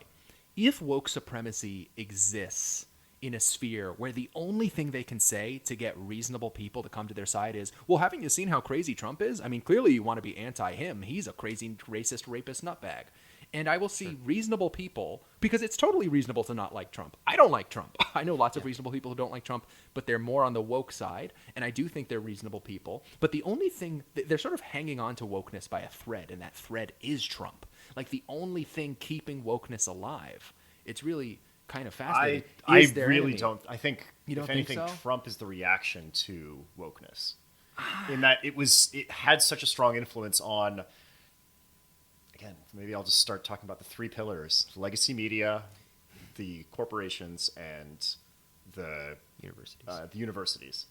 But Maybe the deep state as well. Isn't Maybe there you might be able to fold. Isn't that there in. a better representative for anti-wokeness than Trump, though? But I'm not- couldn't I'm we not have saying- a President Nikki I'm not Haley saying or it's a President a- Ben Shapiro, it's who's a- just a better person I'm to not do saying this. it's a representative, but there's no.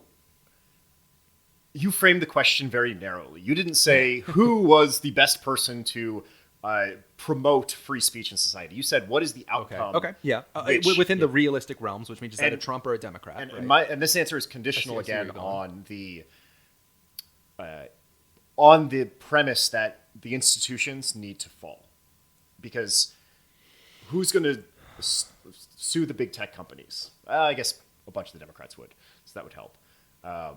Okay, so I'm going to throw something out there Well, so related to my question of reform, and oddly, I think somebody like Elizabeth Warren could actually do a lot of positive reform, not directly, Really? not Okay. directly through her policies, but sort of this indirect effect of some of her core ideas are very much founded Economic populism. in. So isn't Bernie the same though?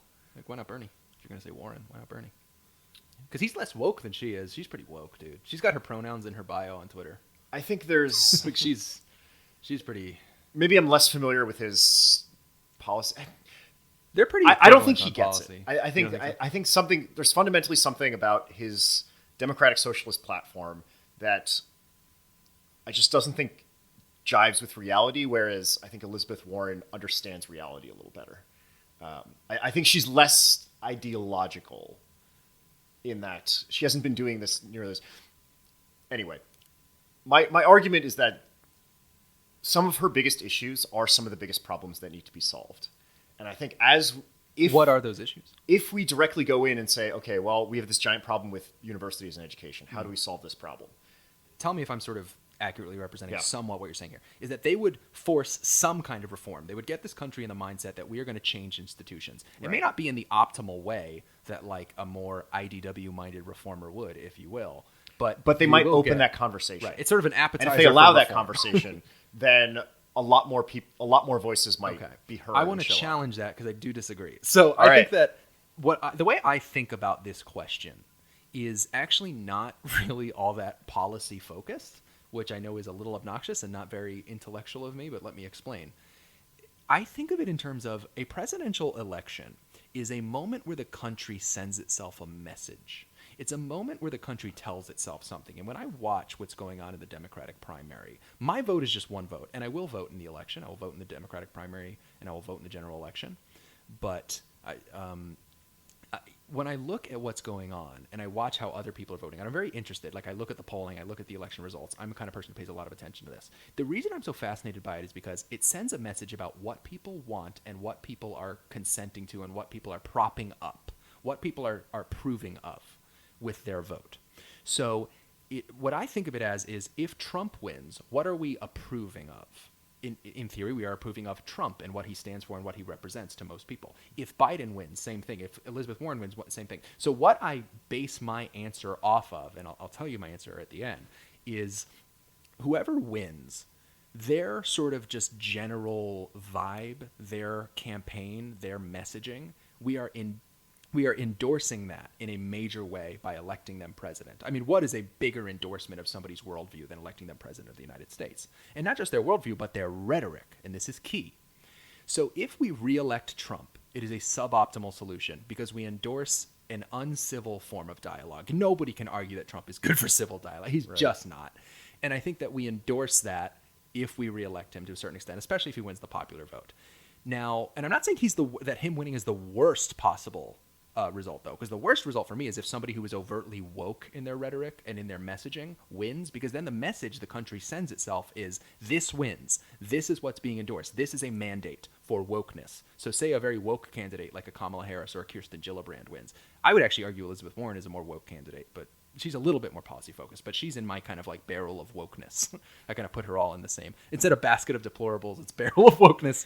But is that if we elect someone like that, we're saying woke is good. And so for me, I think, okay, I kind of want to have my cake and eat it too. To me, the optimal solution is no Trump, but also no woke. There's two people that come to mind: Yang and Biden. At this point, and I guess Tulsi Gabbard, but she's not doing so hot, so I'm going to kind of push her to the side for a bit. So, of the people who at this time in August 2019 are still solidly in the debates, I think the only people that represent to me that if they won, the message we would be endorsing would be a unifying message, and a message where we say Trump is bad, but wokeness is also not great. Yang because he is basically the de facto candidate of the IDW, in my opinion, even though he's obviously very left-wing. He has been very friendly to the IDW. He's been on Shapiro's show. He's been on Rogan's show. He's been on Rubin's show. He's done the IDW circuit, if you will. And he's been very open-minded. He has this approach of, like, I'm an open-minded guy. I want new solutions. I want to have conversations. So, and his campaign draws in disaffected independents and conservatives and disaffected moderate Democrats.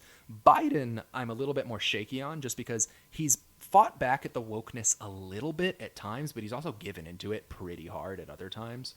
So Biden, I'm kind of on the fence about, but basically, I look at it as like, these are two people that if they won, Andrew Yang or Joe Biden, it would be like, I got to have my cake and eat it too. We got rid of Trump, but we didn't endorse wokeness, and that's the optimal solution. So that's my... But I think that's 10 years too early. Because Really? the problem So you think Trump isn't needs to keep hammering away. Well, Because I don't like no, it. I but don't like having Trump in I that think seat. it's the institutions that are the problem, because if they're producing these people with these mindsets, and until those change, until you say, well, it's an endorsement of civil discourse. Well, maybe with or without Trump, civil discourse might be impossible in America in 2020. See, but I think without him, it would be easier, because Maybe- people wouldn't maybe be able not. to point to Do you him as a think- reason to be uncivil. He would be irrelevant. Finally, he'd be gone. People wouldn't just But be saying we need to is talk that about why Trump. people are protesting Brett Weinstein? Like I that's, think to an extent, yes, actually. I would actually say to an extent that if you ask people that are maybe not the people who are protesting Brett Weinstein, but the people who kind of authorize it, the people who ignore it or whatever. do you think it ends if Trump goes away? I mean, Maybe, I don't see it ending. or maybe it at least gets easier to combat it, because then when you ask persuadable people, But if you are we looking to win battles or to win the war? And I feel like the war is the problematic institutions that are producing this ideology. Well, I sort of think of it as like, so Andrew Yang's probably not going to become president. So let's talk about Biden for a minute. So if Joe Biden, who has a very good chance of becoming president at this time in August of 2019, if Joe Biden wins, I think of him as like almost like a placeholder president while we get our shit together. It's like, okay, here's my optimal outcome. Biden wins and the Senate remains Republican. And what that means is nothing happens. For 4 years, nothing happens. And Trump is gone. Wokeness has not been fully endorsed because you have a Republican Congress and you have a relatively moderate Democrat in Biden in power. So what we've done basically is we're taking the rhetoric of Trump, which I think is so divisive and it provides so much ammunition to the woke supremacists. We've eliminated that problem. And then we've put in somebody who is going to be an ineffective president. I don't think Biden would be a very effective president because people don't like him that much. He's also quite old. He might only last one term. I'm not wishing anything bad for him, but he is quite old. And also, So he is might only, Trump, for that also, matter. yeah, Trump is quite old.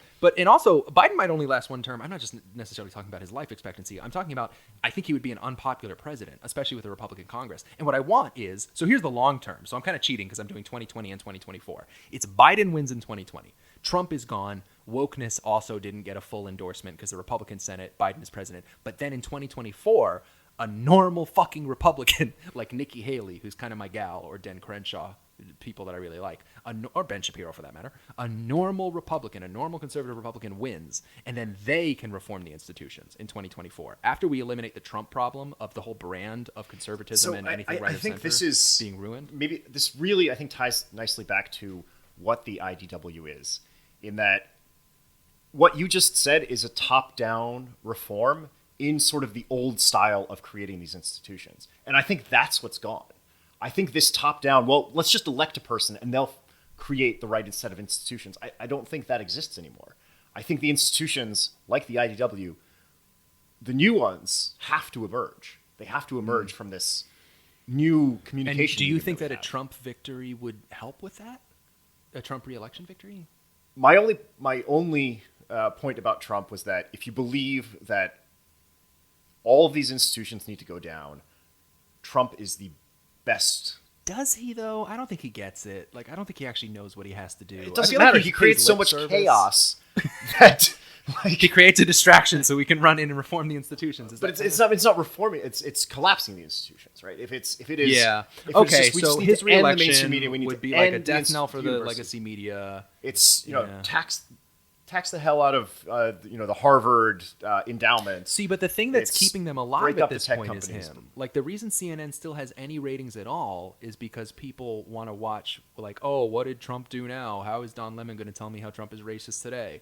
You can see that in the fact that the Russian collusion thing was a ratings bonanza for CNN, and especially for Rachel Maddow. And once the Mueller report actually came out, it An turned out, embarrassment psych, he didn't, to them. actually collude with Russia. Then their ratings plummeted. Once the only thing that people are still watching for is other Trump-related shit. Like, that's the only reason anyone watches Yeah. CNN or MSNBC. So, but but it's once he's done. gone, though, but I feel like you have to get rid of him. It's kind of like he's done what he needed to do. He hurt their credibility, and then now he is their lifeblood.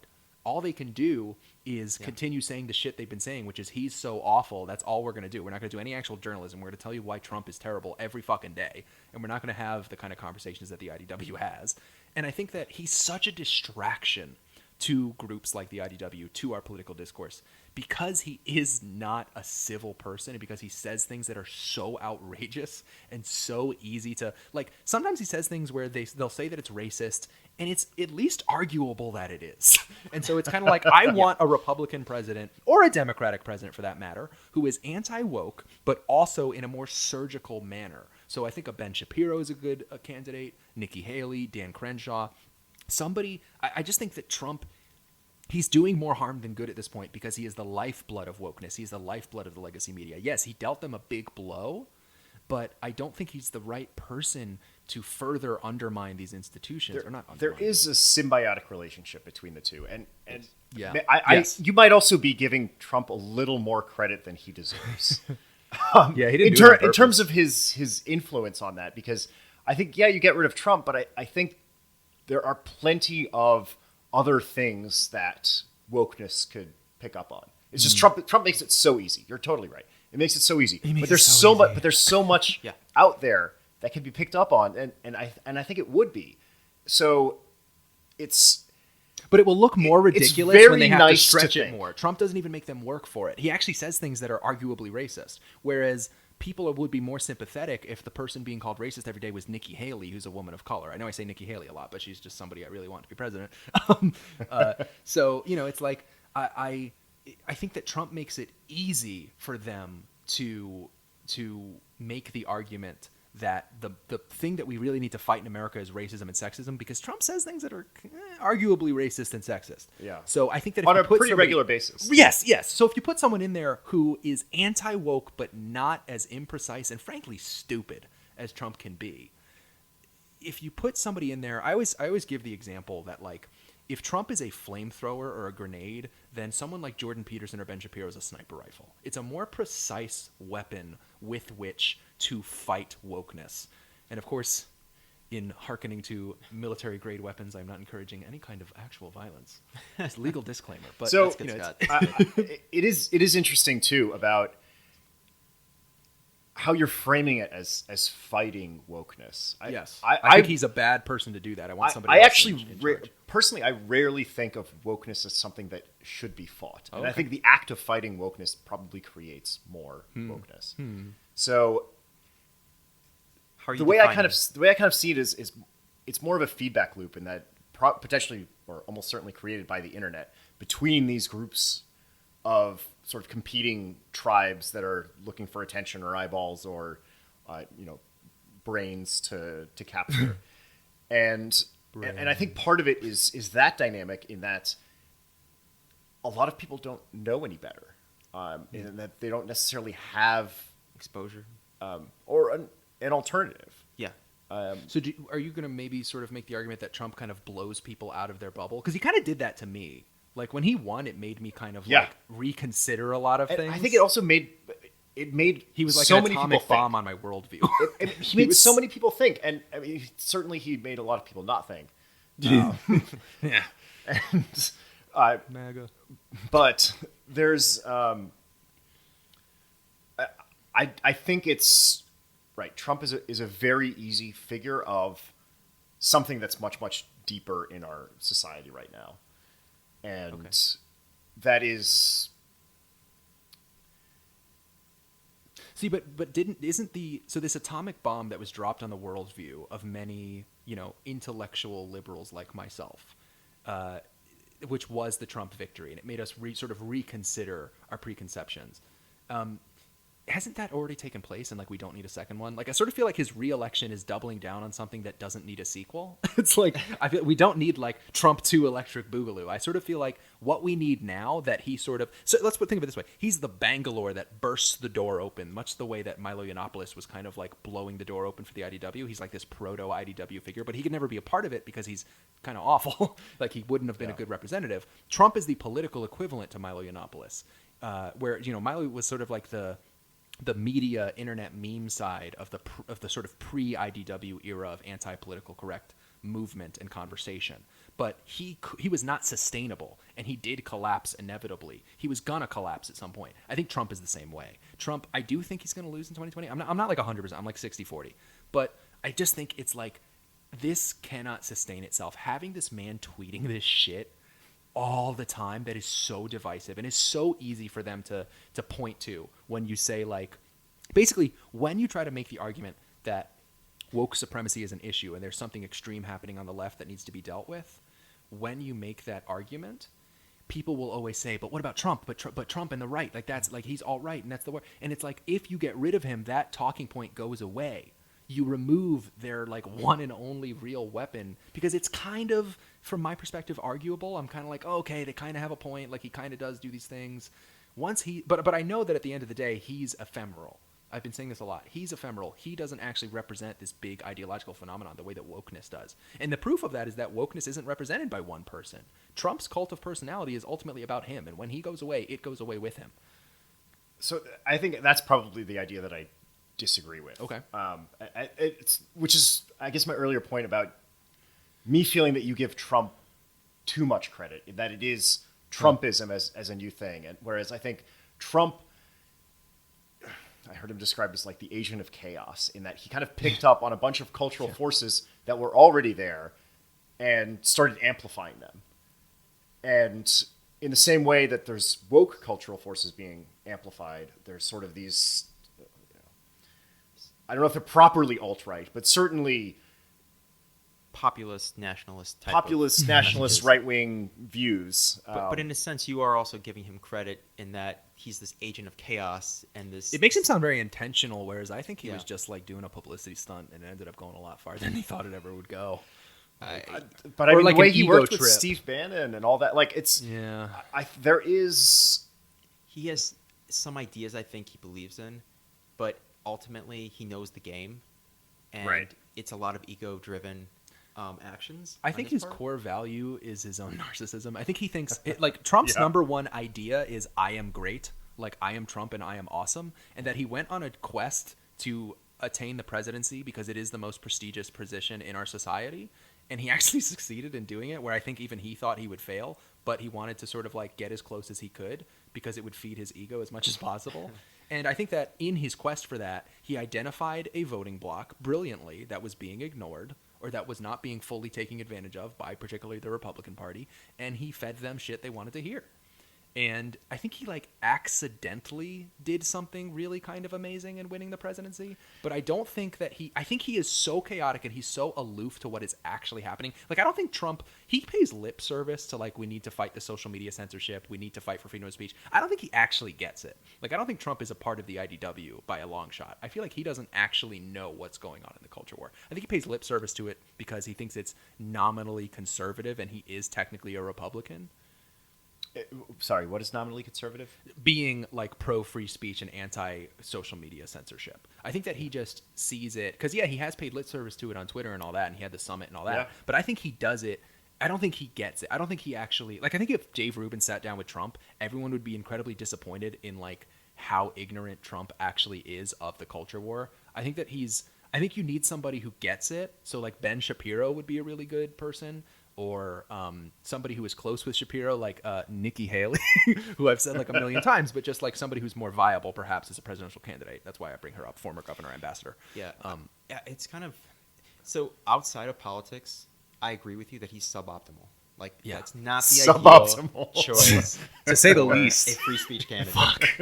It's a great way to put it. Yeah. But yeah, really just outside of politics, because there are certainly policies I think conservatives like Ben Shapiro's talked about that Trump has enacted or Well, supported. but what do you think of this idea of like Biden is a placeholder president, then we get an actual Republican who is like not Trump? Like, what do we think of that? Because for me, that's kind of my general persuasion at this point. I'm not like locked into that, like, oh, I'm going to vote for Joe Biden. Oh, yeah. But I'm kind of thinking that might be the optimal solution. Well, I think as long as it can come from either side, I think. Right. You can also, well, but the thing is, okay, so I'm working within the realm of the possible, though. We're not going to get a Possible. Democratic candidate who is anti-woke and who fights social media censorship. That's not going to happen. I think People talk about Elizabeth Warren, but she wants to break up the tech companies because she's anti-corporate. She doesn't care. She doesn't give a shit about freedom of speech. She doesn't give a fuck. Do you think though Andrew Yang or Tulsi, if they were Yeah, but elected- Yang's not going to win. So I'm sort Okay, of so again, how people would be I'm sort elected. of within like the realm of the generally possible. Yeah, look, if Andrew Yang, I'm probably going to vote for him in the primary, but like I sort of am going to push him aside to a certain extent. I'm sort of thinking within the realm of the likely, and I think that Biden, Warren, Bernie, and Kamala are sort of like the big people in the Democratic primary. So I'm sort of working with them mostly. Sure. But yeah, you make a good point that like maybe somebody like Yang, but he's a really unique and bizarre and exotic figure in the Democratic Party right now. I don't think anybody really knows exactly how to shape him up, which is part of the reason why his candidacy is so exciting. He is kind of the de facto candidate of the IDW, as I've said, but I don't think he's going to win, so I haven't really considered him as an option. So- I love him so much, though. I want him to win. We've been talking a lot about the candidates, and yet we spoke earlier about wokeness not having a centralized authority. I think And it so- does have a political party, though, at this point. It's the It's- Democratic it's Party. certainly- It does have a party. Right. It's certainly in a. I mean, oddly enough, there is identity politics in the Republican Party as well, its True, own yeah. manifestation. But what you're describing as woke supremacy is primarily in the Democratic Party. I think I would caution the relationship between the leader of the party and the membership. And if wokeness is emergent, the leaders are just responding to what is happening in their base. True. So it's not like, okay, well, we'll get Biden and he's going to fight wokeness. I don't know Biden's that going to he will, succumb yeah. to whatever forces. I mean, Yeah. Biden will represent and maybe overrepresent certain forces, but ultimately, it's. No, I don't I think actually it's would like, tend to agree well, with there's you this here. resistance, and he's the resistance. I It's think culture. it's. That's very questionable. There are signs that Biden would actually not really put up much of a resistance to wokeness at all, especially considering his advanced age. I just don't know if he's got the fight in him. But I mean, no. So this is, I think, the strongest counter argument to what I've been saying, because I'm very on the fence about this. Is there a Democrat, period, like Biden or otherwise, who could possibly be an anti-woke, like I'm going to reform the Democratic Party, But reform the I think institution? I I don't know don't if even that like the exists. framing of the anti-woke. Okay. I think ultimately, and part of what I feel the IDW is trying to do, is to create some other set of ideas and practices. Okay. So this is where Yang kind of comes And in. a collective because he's that- kind of like off the spectrum, right? You would say the optimal 2020 outcome is maybe if you get somebody who is not left or right. I'm saying we're hosed in Forward. 2020 no matter what. You forced me to Yeah. defend some answers, but I don't think there are 2020 options. I think 2020 is one way or another just not going to be a great, fucking dumpster fire. not going to be a great year. I and kind of agree. and Unless it's Yang. what I think I want is the emergence of some other alternative in the An culture independent wars. candidate? What about Howard Schultz or But Mark I- Cuban? I think Like politics Rubin is for president. Politics is just screwed for a while, and this is why I feel like I pay so okay, little well, that's a attention to good it. answer, though. So you're basically saying And- there is no solution. Like 2020 is going to suck no matter what. That's a valid But I answer. think it's like the culture war, or just the culture needs to be fixed or decided, or again, the IDW alternative, which is what I find by far the most compelling. Yeah. In the current state, I think that needs to become bigger. It needs to be comparable to the size and scope and authority and power of, say, the woke Well, so I think to supremacists. extent I feel like I asked the wrong question. I feel like the question I'm really trying to get at, because it's something that fascinates me, is what is the IDW's relationship with Trump? Is he an ally? Is he an enemy? Is he irrelevant? Is he a weird abusive stepdad that's kind of helpful but then not? Like, what the hell? Because this is a really confusing thing. Like, Shapiro is nominally supportive of Trump to where he might vote for him in 2020 but did not vote for him in 2016. I don't think anyone else in the IDW voted for Trump. I certainly didn't vote for Trump. Did either of you guys? No. No one. I mean, Shapiro didn't even. So literally no one in the IDW voted for him. And yet people, I think, who have a low resolution view of the IDW would think he is a natural ally because he's right of center or because he's, pays lip service to freedom of speech or whatever. He's anti-political correctness. Yes, that is In a true. And that was his way. original thing in August of 2015, 4 years ago to the month. He said, I am not politically correct. He was like, that was sort of his thing that even I, being a hardcore Democrat at the time, was like, that really appeals to me. Like, you know what I mean? Seriously, like everyone was like, yeah, fuck political correctness. Like everyone was like, so I think that really confuses people. And that's why I want to ask the question, what the hell is Trump's relationship with the IDW? Like, what are we supposed to make of him? Like, because he's not really good or bad. I feel like he exists in a weird, it's not that simple. Because I'm conflicted on whether or not I want him to win. Because it's like, if he wins, it means that that's a blow to political correctness, but it's also fucking Trump, and I hate him. So it's like, you know what I mean? Like, I personally do not like him, and yet he is nominally anti-political correctness. And so I feel like I lean that it would be good for him not to be a part of the public discourse anymore. I lean that I want him to lose. But then the alternative could be worse, and that's what gets me, is that if the alternative is a woke Democrat, I don't want that either. So that's kind of where I'm coming from.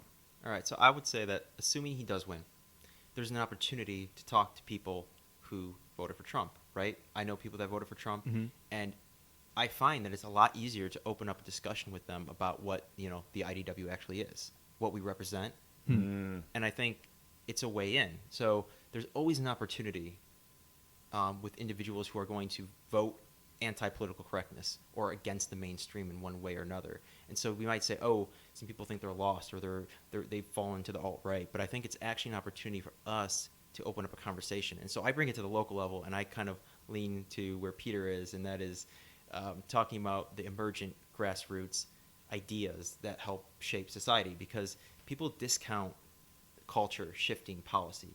I think it starts there, and we're in that fight, if you want to call it a fight. But we're, like you said, we're an alternative. But is Trump discourse. good or bad for the cultural fight against The line these between good and institutions? evil runs down the individual. Maybe he is Yes. the purgatory. Maybe he's like perfectly neutral. Yes. He's what is the alignment chart from DND? It's like chaotic neutral, maybe. Oh yeah, that would be him. That's a great way to put it. Actually, the alignment chart. He would be chaotic neutral Yeah, and there's a lot of opportunity. because he's there. definitely chaotic, and that's what I don't like about him. I want someone who's more lawful, like a Ben Shapiro is lawful neutral or lawful good. From my perspective, Yeah. whereas Trump is like chaotic neutral. But Like we're I in don't the know what chaos, man. Like this is. See, but I think we need an antidote to chaos. Go Jordan Peterson. But no, but seriously, we need a president who is somebody that's going to make shit less chaotic. Somebody who's going to be a little bit unifying. And I think Biden might be able to do that. Probably not. Yang could definitely do it. I think that a But moderate I don't think Republican could do it. I mean, it's and I mean, you seem to put a lot of stock into Trump being the dividing line in society, and I think Yes, those, and I think we need to those get rid of the divisions, dividing line. and I think those divisions are much deeper than Trump.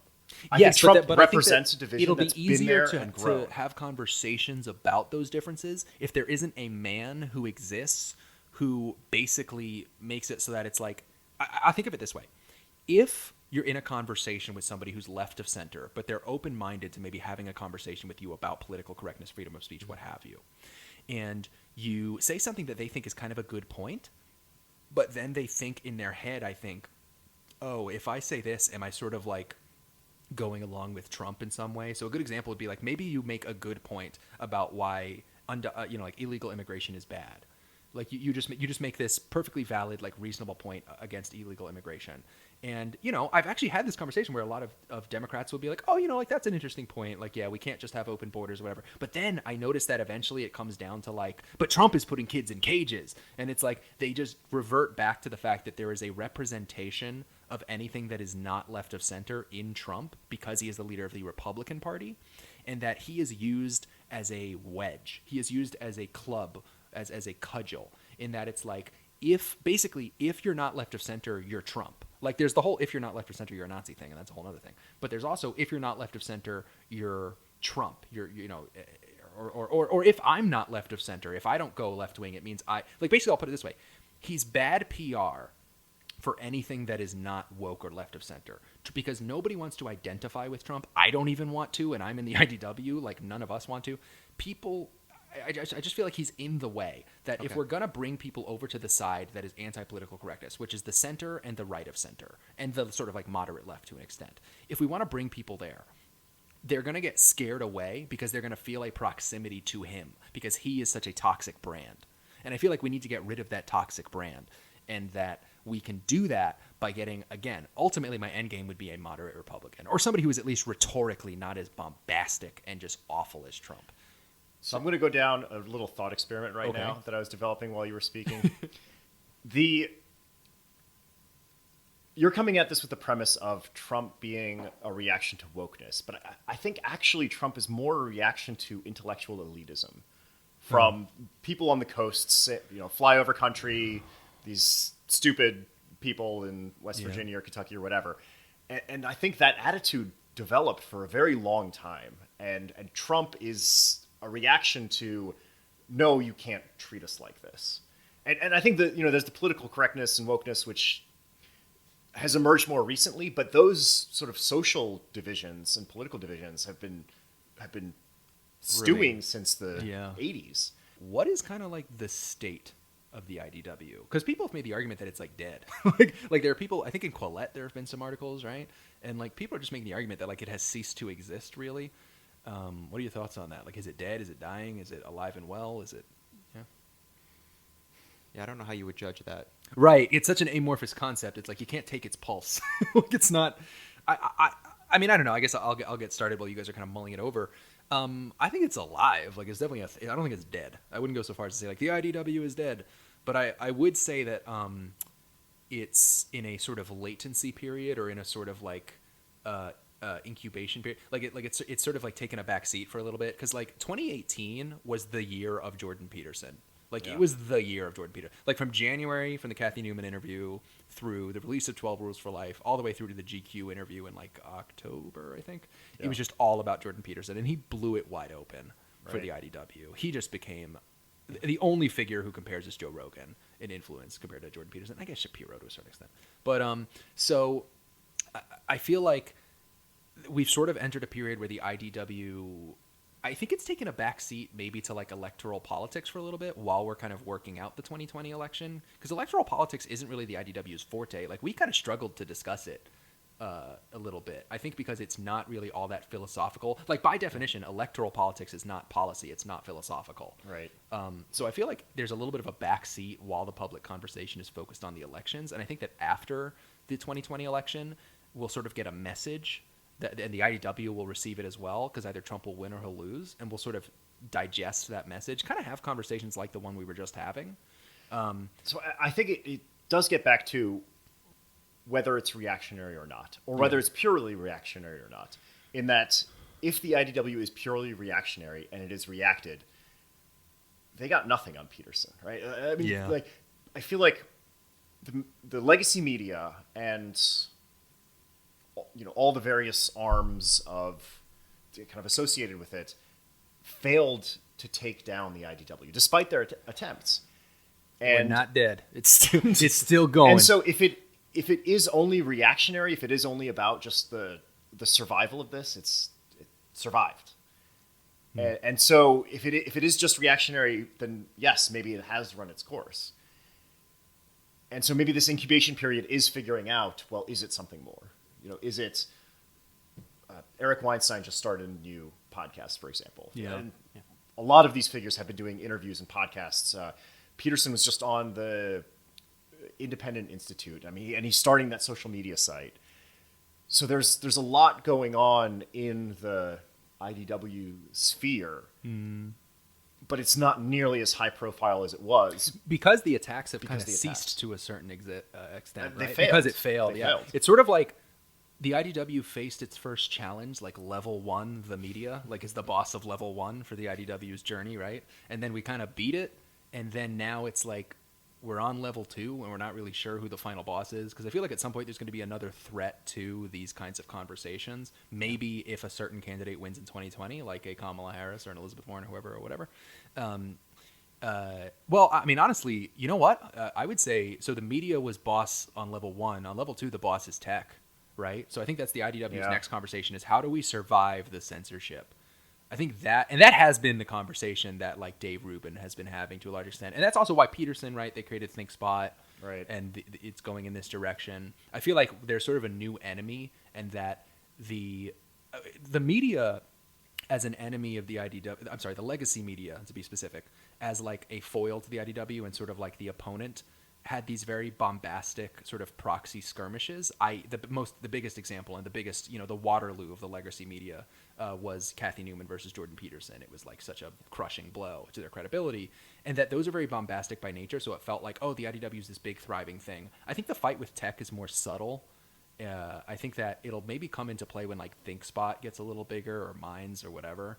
I think that that's kind of like the new fight, and that it's harder to think of the IDW as like a thriving thing just because the new fight the IDW is kind of engaged in is a lot more subtle and under the radar.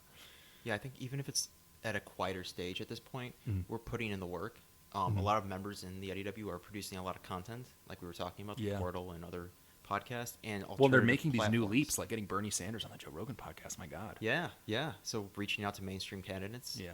Having a de facto presidential candidate like Andrew Yang, that's a big step. Yeah. And I think, so really the next stage you might say is alternative platforms. Because if we're going to talk about how these legacy media and universities are falling or dying or whatever, what's the alternative? And IDW members are actually producing content and ideas that are viable opportunities. So you could say that the IDW it's not dead, and it's not necessarily thriving. It's in a state of evolution. And what I mean by that is the IDW started as a group of people having these like long conversations that can be summarized as conversation is good. And this has been something that people make fun of, right? Like it was the IDW just started as a bunch of people saying freedom of speech is good. There's a threat to that in the woke supremacy and the political correctness, and we need to have these conversations. And the media fought back against that. And then the IDW kind of triumphed. They were not successfully taken down. And now it's kind of like we've transitioned from just having conversations about the problem to actually coming up with solutions. That is the new that presenting something like ThinkSpot or new platforms or alternatives, as you were saying, Jack. What it does is it moves the IDW into a new phase where something big is going to happen. I think that there's going to be another Kathy Newman moment, and I think it's going to be when the first big platform move or alternative springs up, and it will. I think that it's going to be a moment where there's also like a major censorship issue. So like if, say, Ben Shapiro got taken off of YouTube, or like Dave Rubin just got taken off of YouTube, I think that'll maybe be the next big like Kathy Newman moment.